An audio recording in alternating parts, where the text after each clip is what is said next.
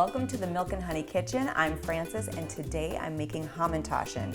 And Hamantaschen is the traditional cookie for the Jewish holiday of Purim. And if you've ever tried one, it was probably from a deli and it was probably a little crumbly and dry and maybe the filling was good, maybe not.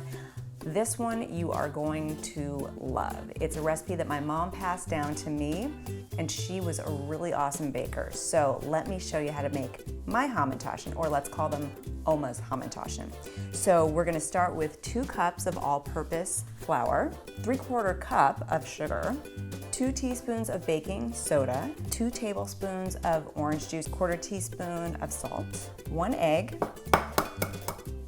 I always crack it into a bowl first because that way if you get any shell, you can take it out in the bowl and not worrying about it sullying your entire dough mixture. We're locked, we're loaded, we're gonna get going. And now we're ready to add the butter. Okay, the other thing I'm gonna add for more flavor is some orange zest, and I'm just gonna grate in about 2 teaspoons. Okay, and the zest is just the really colorful part. You don't wanna get into the deeper layers where it's gonna get bitter on you. And then we're gonna put our dough in the fridge to firm up while we make our filling. And it takes about an hour for the dough to really cool and come together. Okay, I'm ready to make the Hamantaschen filling. It's a prune-based filling, and a lot of people go, ew, prunes.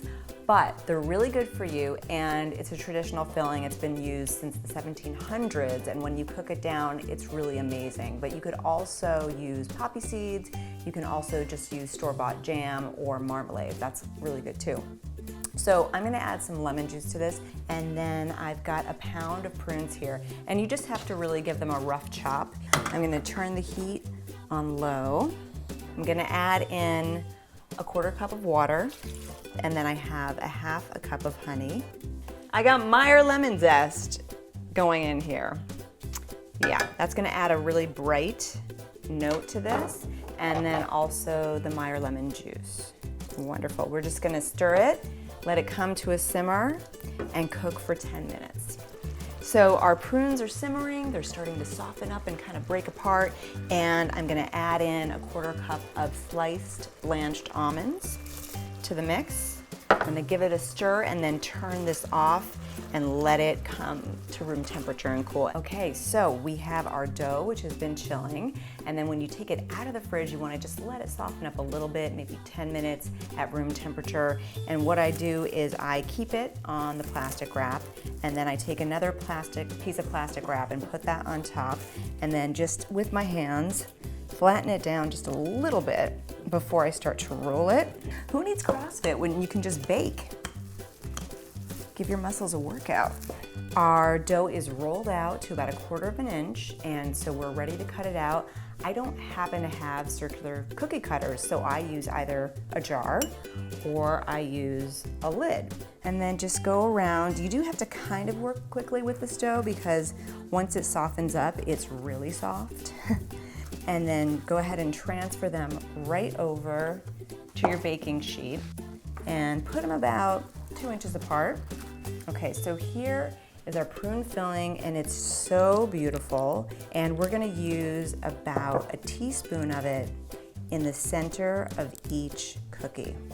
Okay, and your kids can help you. At this point, they could help you cut the circles out, and they can definitely help you fill them.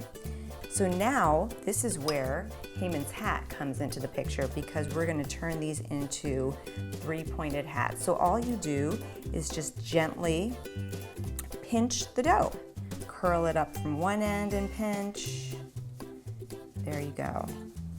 We're gonna bake these at 350 degrees for about 12 to 15 minutes, just until they're lightly golden on top. Our Hamantaschen have baked, and I've resisted eating them. I let them cool actually for about 30 minutes, and they are beautiful. They're golden, they're crispy. Of course, I don't really know if they're awesome until I take a bite.